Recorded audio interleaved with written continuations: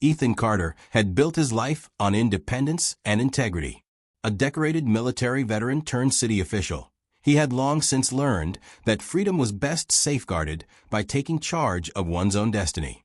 That resolve led him to purchase a beautiful, sprawling property on the quiet outskirts of a well-toasted suburb, a home that was part residence, part sanctuary, and entirely his own.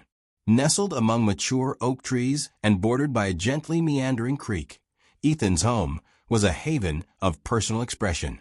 Every detail, from a handcrafted wooden front door to the soft glow of his custom porch lights, told a story of a life dedicated to service, honor, and most importantly, independence.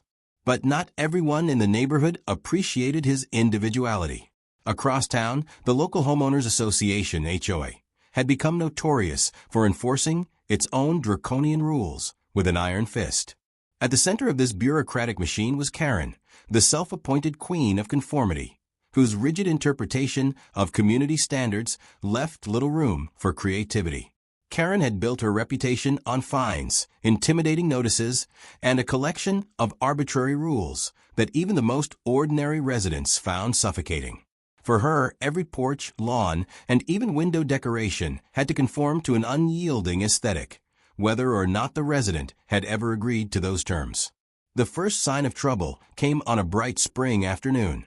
As Ethan enjoyed a quiet moment on his wraparound porch, a sleek black car pulled up along his winding driveway. Out stepped Kerren, clad in an immaculate blazer and sensible heels, her expression already set in a hard line of authority. Clutching a thick envelope embossed with the HOA seal, she approached with the certainty of someone who believed she wielded the law. "Mr. Carter," she said sharply, "I'm here on behalf of the HOA to inform you that your property is in violation of our community guidelines." Ethan's brow furrowed in mild confusion. "I'm sorry, but I don't recall signing up for your rules." "This is my property," he replied, his tone even yet laced with disbelief. Kerren's eyes narrowed. "It doesn't matter if you're an official or not. The standards apply to everyone in this neighborhood. Your unsanctioned decor and even your porch lights disrupt the harmonious look we demand." With a deliberate flick of her wrist, she extended the envelope. "Consider this your final warning," she declared, before turning on her heel as if the matter were closed. Inside that envelope was a laundry list of alleged infractions, points that made little sense to Ethan, who had always prided himself on being both law-abiding and innovative. The notice claimed that even his personal taste in lighting, which he chose to reflect his own personality, was excessive and distracting to the community. In that moment, as neighbors peered from behind well-trimmed hedges, Ethan realized that Kerren's crusade was not about protecting some nebulous standard of beauty. It was about wielding power over those who dared to be different. Back inside his stately home, a mixture of modern touches and heartfelt mementos from a life of service, Ethan sat at his large oak desk, the envelope spread out before him like an accusation. Each line was a challenge to his right to live on his own terms. Determined not to let a self-appointed enforcer bully him into submission, Ethan began reviewing local ordinances and zoning laws. It wasn't long before he discovered that none of Kerren's rules had any basis in city law. His property was governed solely by municipal codes, and those codes affirmed his absolute right to manage his home as he saw fit.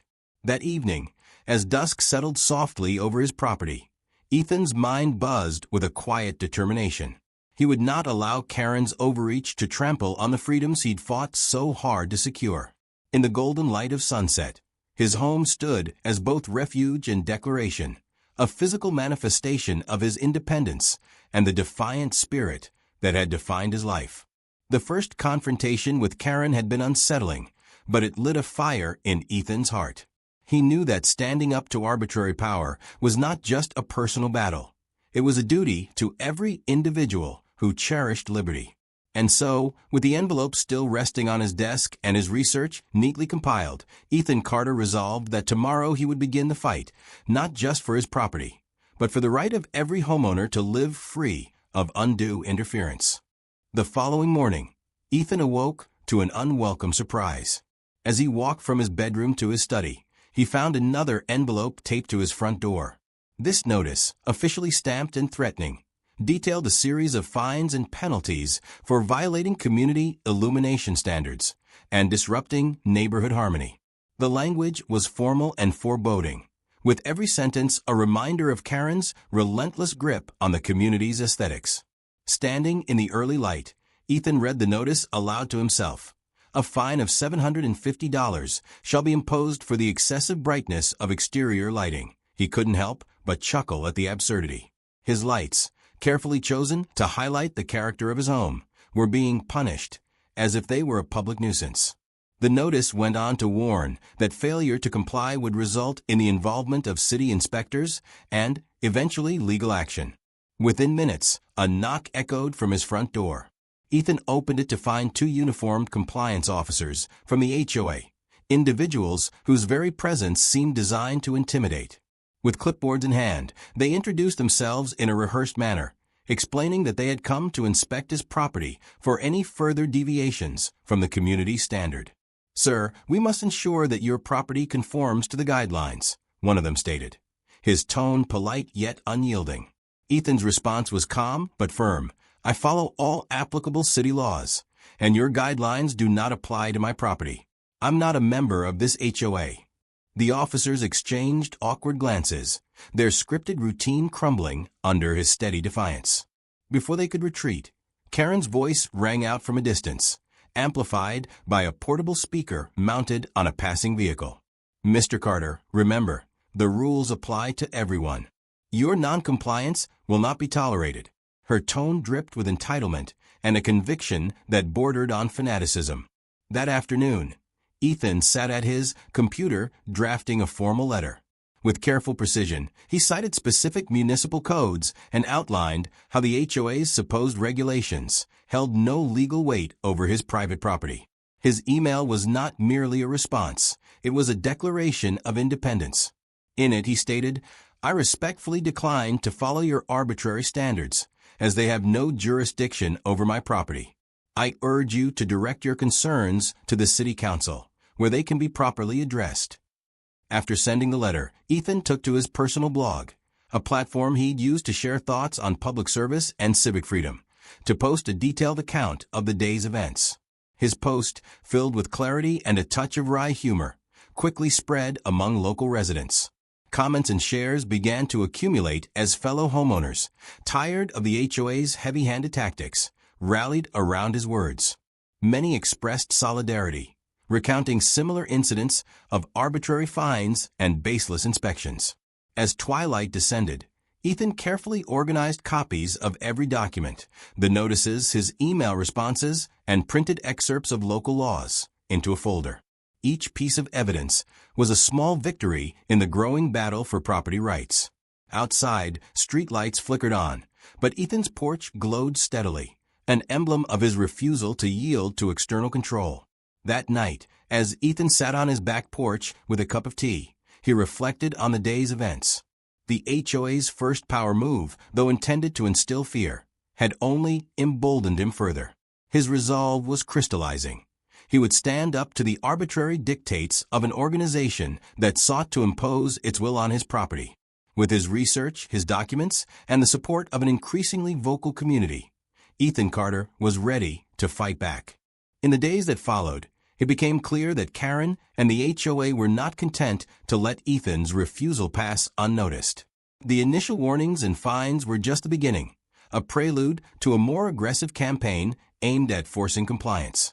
As Ethan went about his daily routine, he began to notice subtle signs of escalating pressure. Anonymous flyers appeared in mailboxes throughout the neighborhood, each one reiterating the community standards and threatening severe penalties for nonconformity. Rumors swirled that even those who had no contractual obligation to follow the HOA's rules were being targeted. Late one afternoon, while reviewing additional local ordinances in his study, Ethan received a series of mysterious phone calls. A clipped, emotionless voice demanded that he schedule an urgent inspection of his property within 48 hours, or else face a barrage of fines and the potential seizure of certain property features. The threats were veiled in bureaucratic language, but the intent was unmistakable: intimidation. Ethan calmly informed the caller that he would not entertain any demands that had no legal basis and promised to document the call. Simultaneously, Ethan began noticing a disturbing pattern.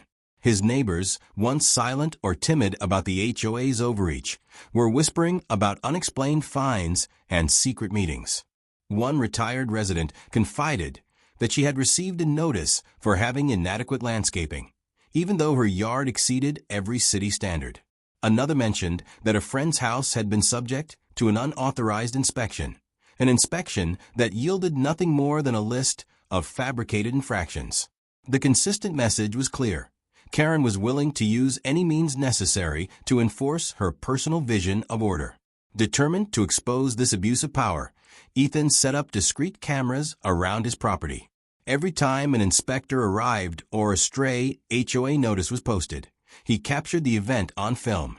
Late at night, in the quiet of a study, he meticulously logged each incident, cross-referencing dates and times with local ordinance texts. His goal was twofold: to protect his own property and to gather incontrovertible evidence of the HOA's overreach.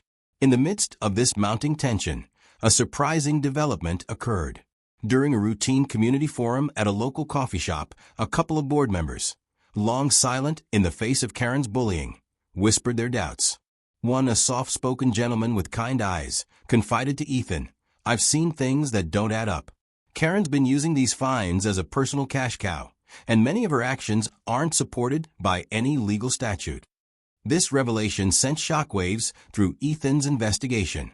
If even the insiders were questioning Kerren's authority, then perhaps the entire system was built on a shaky foundation. Fueled by these insider hints and the mounting evidence, Ethan began reaching out to other affected homeowners. Through private messages and small, discreet meetings, a network of frustrated residents emerged. Many shared stories of inexplicable fines, invasive inspections, and even threats that felt more like extortion than regulatory enforcement. Together, they discussed their rights under local law and brainstormed ways to challenge the HOA's actions collectively. Every new piece of evidence, from time-stamped video clips of unannounced inspections to copies of misprinted notices, strengthened Ethan's resolve. He compiled a comprehensive dossier, complete with legal citations and personal testimonies. His dossier, meticulously organized and unassailable, was designed not only to defend his own rights, but to serve as a rallying cry for the community. As the days turned into a tense standoff, the pressure on Kerren grew. The once unquestioned authority of the HOA was beginning to crack under the weight of public scrutiny and mounting evidence. For Ethan, this was no longer just about protecting his property. It had become a fight for justice for every resident tormented by arbitrary power. And with each passing day, his determination solidified. He would expose the corruption at the heart of the HOA and ensure that no one else would have to suffer under Kerren's unchecked rule. One crisp morning, as Ethan stepped outside to start his day, he was confronted by an unexpected and unsettling sight. In the middle of his well-kept front lawn, a large group of individuals in business attire had assembled, armed with clipboards, warning signs, and a sense of officious purpose. They were members of the HOA's enforcement team, and their mission was clear: to force Ethan into compliance with Kerren's arbitrary rules. Their plan was drastic. They intended to begin an immediate reorganization of his property's exterior, which included directives as absurd as repainting his mailbox and removing any unsightly decorations. Ethan's heart pounded, but his voice remained steady. "I'm not in the HOA, and your rules do not apply to my property," he said firmly, stepping forward to block their path. His words echoed across the lawn, and a small crowd of curious neighbors gathered at a safe distance, eager to witness the unfolding drama. Kerren appeared on a nearby step, her face contorted in anger. "Mr. Carter, you leave me no choice," she shouted, her voice rising with indignation. "If you refuse to abide by our standards, we will take every legal measure necessary to bring you into line. Your property is an affront to our community, and action will be taken immediately." Without warning, one of the enforcers produced a set of large, heavy-duty tow straps and began measuring the distance between Ethan's driveway and the edge of his property. It was an unmistakable threat, a prelude to a forced modification of his land. The neighbors murmured in disbelief, torn between sympathy for Ethan and fear of the HOA's notorious reputation. Ethan, however, remained unflinching. He produced a printed copy of the relevant municipal code, its bold text, and official seal shining in the morning light. According to Section 7.4 of the local zoning ordinance, he declared, your enforcement has no legal standing on my property. I have every right to maintain it as I see fit. His calm, resolute tone cut through the tension like a knife. The enforcement team hesitated. Their leader, caught between orders and the undeniable authority of city law, exchanged uncertain glances with his colleagues. Meanwhile, the crowd support for Ethan grew louder, with several onlookers capturing the incident on their smartphones. A local reporter, drawn by the commotion, began live-streaming the confrontation on social media. Kerren's face flushed with rage as she realized her plan was unraveling before her eyes. This isn't over, Ethan, she shouted, before storming off to rally further support. But the damage was done. Ethan's public defiance and the legal evidence he presented left no doubt. The HOA's power had limits, and his property was one of them. Later that afternoon, at an emergency meeting held in the local community center, Ethan presented his dossier to a packed room of residents and board members. He laid out the evidence of unauthorized fines, invasive inspections, and the numerous ways in which the HOA had overstepped its bounds. His presentation was meticulous, combining video footage, copies of legal documents, and first-hand accounts from other frustrated homeowners. The room grew silent as Ethan concluded, "This is not just about my property. It's about the right of every individual to live without arbitrary interference. We must stand together and demand that the HOA operate within the confines of the law." The reaction was electric. Neighbors who had long harbored silent resentment now found their voices, sharing stories of similar abuses. A wave of collective anger swept over the room, and the seeds of a grassroots movement were sown. The meeting ended with a unanimous call for accountability, and plans were made to petition local government officials for a full review of the HOA's practices. That day, as Ethan walked home under a sky streaked with the colors of sunset, he felt a profound sense of victory. His refusal to allow the HOA to dictate how he managed his property had not only protected his home, it had ignited a spark of rebellion throughout the community. While Kerren's tactics might have been designed to intimidate, they had instead united a group of residents in a fight for truth and justice. Desperate and cornered by the growing community resistance, Kerren decided to escalate her tactics one last time. In the early hours of a chilly morning, just as the neighborhood was still enveloped in quiet, she launched a surprise operation that would prove to be her undoing. Ethan was awakened by the sound of frantic knocking and raised voices outside his front door. Peering through the window, he saw a convoy of black SUVs converging on his property, their headlights cutting through the pre-dawn darkness. Figures in dark uniforms moved purposefully toward his house, their expressions grim and determined. Kerren's voice, loud, shrill, and tinged with desperation, echoed over a portable speaker. "This is an official HOA inspection. You must grant immediate access to your property, or face arrest and legal action." Ethan's heart pounded, but his resolve remained unshaken. He quickly reached for his phone and activated the security camera system he'd so meticulously installed over the past few weeks. Stepping outside, he confronted the intruders with calm authority. "I've already provided proof that your actions have no legal basis," he said, holding up his printed dossier. "Your documents are fraudulent, and I will not allow any forced entry onto my property." As one of the uniformed figures moved to push open his gate, Ethan's neighbor, an elderly gentleman known for his quiet dignity, stepped forward to intervene. The confrontation escalated rapidly as Kerren herself arrived on the scene, her face a mask of fury and panic. "This isn't a suggestion, Mr. Carter," she screamed, waving a stack of hastily forged papers. "You are endangering the community's welfare." Before the situation could spiral further, the local police arrived, alerted by multiple calls from concerned residents. Officers swiftly intervened, ordering the would-be enforcers to stand down and demanding that Kerren produce any valid warrant or legal authorization for the forced inspection. Caught off guard and increasingly disorganized, Kerren fumbled with the forged documents. The police, after a brief but decisive check, declared her actions illegal and ordered her and her team to retreat immediately. As the SUVs rolled away and the intruders were escorted off the property, Ethan recorded every moment on his phone. His footage captured Kerren's enraged shouts, the confused compliance of her enforcers, and the firm, unwavering stance of the police. The dramatic confrontation was streamed live on social media and quickly went viral, sparking outrage far beyond the boundaries of the neighborhood. Later that day, during an emergency meeting of the HOA board convened in a sparsely attended room, Ethan's video evidence was presented.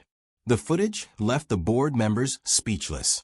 One by one, they acknowledged that Kerren's actions had crossed every conceivable line of legality and decency. "This is beyond acceptable," whispered one board member, while another solemnly admitted, "We are complicit if we do nothing." In that room, amid the stifled murmurs and heavy silence, it became abundantly clear. Kerren's final, desperate move had sealed her fate. The evidence was irrefutable, a potent mix of clear video, eyewitness testimony, and solid legal documentation that exposed not only her abuse of power, but also the lengths she was willing to go to maintain control. For Ethan, the day's events were both vindicating and galvanizing. His steadfast refusal to bow to arbitrary rules had forced the hand of a tyrant, and in doing so he had protected not only his property, but the rights of every resident who had suffered under the HOA's reign. As the meeting adjourned and news reports splashed headlines across local channels, Ethan felt a deep sense of relief. Justice was finally catching up with those who would abuse their power. The fallout from Kerren's illegal incursion spread like wildfire through the community. What had begun as a dispute over obscure rules had transformed into a public scandal that exposed the deep-seated corruption within the HOA. In the days that followed, neighbors, emboldened by Ethan's courage and the overwhelming evidence against Kerren, began to mobilize in unprecedented numbers. An emergency town meeting was scheduled at the local community center, a space that had long been a neutral ground for residents to voice their concerns. The room quickly filled with homeowners, business owners, and even a few former supporters of the HOA, all united by a common demand: accountability and reform. Ethan was invited to speak, and he took the stage with the calm authority of a man who had fought for his rights and won. "Today we stand not only for our individual freedoms, but for the integrity of our entire community," Ethan declared, his voice resonating with conviction. Kerren's actions have shown that no one is above the law, not even those who claim to safeguard our community. Our properties, our lives, and our freedoms must be protected from arbitrary rule and unchecked power. One by one, residents took the floor to share their experiences. Stories poured in of baseless fines, unauthorized inspections, and invasive tactics that had left many feeling humiliated and powerless. A once quiet retiree recounted how she'd been fined for having inappropriate flower arrangements, while a local business owner spoke of his struggles to keep his storefront unaltered by HOA dictates. The collective voice of the community was a damning indictment of the old regime. Under mounting pressure, several members of the HOA board, those who had grown disillusioned by Kerren's authoritarian methods, stepped forward to denounce her. In a historic vote, the board unanimously resolved to remove Kerren from her position as HOA president. The decision was met with raucous applause and relieved tears from those who had long feared the tyranny of her rule. Within days of her ouster, investigations by local authorities were launched. Financial records, internal communications, and the myriad forged documents were scrutinized, revealing a pattern of misappropriation and deceit that left little room for doubt. Headlines soon splashed across local news. HOA scandal unfolds. Kerren's reign of intimidation ends in ruin. For Ethan, the collapse of the HOA's old guard was a bittersweet victory, a hard-fought triumph that came at a great personal cost, but signaled the dawn of a new era. The oppressive practices that had once stifled creativity and individual freedom were being dismantled, replaced by a promise of transparency and fairness. Neighbors, once intimidated into silence, now joined forces to draft a new charter for community governance, one that enshrined accountability and ensured that every resident's rights were protected. As the dust settled, Ethan found solace in the small victories. His property, once a battleground for bureaucratic overreach, now stood as a monument to personal sovereignty and community empowerment. The city, spurred on by public outcry, began implementing reforms that would prevent any future abuse of power by the HOA. One cool evening, as Ethan sat on his front porch watching the sun dip below the horizon, he reflected on the journey that had brought him here. The scars of the battle were still visible, in the faded notices, in the lingering whispers among neighbors, but they also served as a reminder of what could be achieved when a community refused to be bullied. The downfall of Kerren and the crumbling of the old HOA structure signaled not just the end of one era, but the hopeful beginning of another, one where individual rights and community spirit reigned supreme. In the wake of Kerren's dramatic downfall, legal repercussions came swiftly. Local authorities, armed with Ethan's comprehensive dossier and the overwhelming testimony of affected residents, launched a full-scale investigation into the HOA's practices. Financial irregularities, forged documents, and baseless fines were scrutinized, leaving no doubt that the organization had long operated outside the bounds of the law. City officials imposed substantial fines on the HOA, and a class action lawsuit was filed on behalf of all the wronged homeowners. Ethan's evidence played a pivotal role in court, where his calm, fact-based testimony and the damning video footage of Kerren's final incursion forced judges to rule against the HOA. One magistrate remarked, "This is a gross abuse of power. No homeowner should be subjected to such arbitrary and intimidating tactics." Local media rallied behind the cause. News outlets provided round-the-clock coverage of the trial, and the community's demand for justice resonated far beyond the neighborhood. As settlements were reached and punitive measures imposed, several board members faced charges ranging from fraud to embezzlement. The collapse of the old HOA was now inevitable. In a final power move, the newly reformed board, composed of residents elected on a platform of transparency and accountability, vowed to rebuild the organization from the ground up. Their first order of business was to dissolve the archaic system that had allowed Kerren's reign of terror to flourish and institute policies that respected individual rights while promoting genuine community well-being. While the legal storm raged on, Kerren's personal life crumbled in parallel. Once the seemingly invincible enforcer of HOA rules, she now found herself isolated and publicly humiliated. Local newspapers and online forums plastered her with headlines that condemned her authoritarian tactics and financial mismanagement. No longer could she hide behind a veneer of respectability. Her actions had left a permanent mark of disgrace. Within days of her removal, Kerren was forced to resign, and whispers of her personal financial troubles began to circulate. It emerged that her lavish lifestyle had been funded by misappropriated HOA funds, a revelation that left her supporters in shock and further tarnished her reputation. Former allies distanced themselves, and once loyal board members expressed regret at having enabled her unchecked power.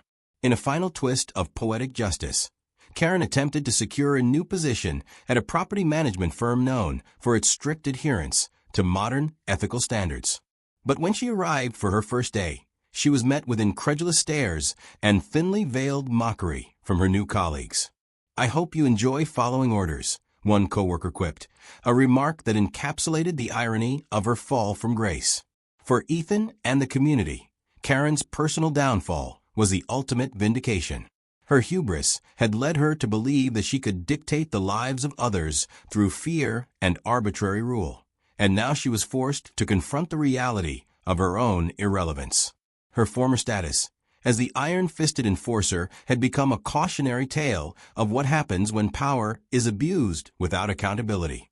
Months after the tumult, the neighborhood had finally settled into a new rhythm, a community liberated from the overreach of arbitrary rules.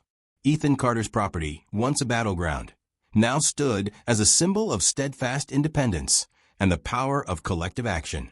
Neighbors gathered freely, sharing laughter and stories of past injustices as they rebuilt a sense of unity and mutual respect.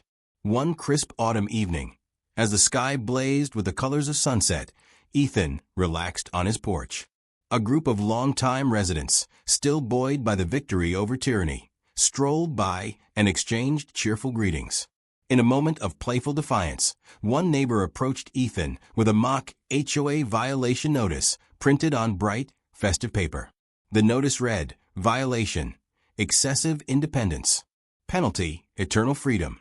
Ethan smiled, shaking his head in amused disbelief. "They really tried," he remarked softly, echoing the rallying cry that had once galvanized the community. The gesture wasn't just a joke, it was a celebration of the fact that no one, not even a self-appointed enforcer like Kerren, had any control over his property or his life. As night fell and stars began to twinkle overhead, the community's laughter and easy camaraderie filled the air. The oppressive shadow of the old HOA had given way to a future built on transparency, accountability, and the unyielding right of every individual to govern their own space. Ethan leaned back in his chair, content in the knowledge that the battle had been long and hard, but ultimately, justice had prevailed. Fade to black.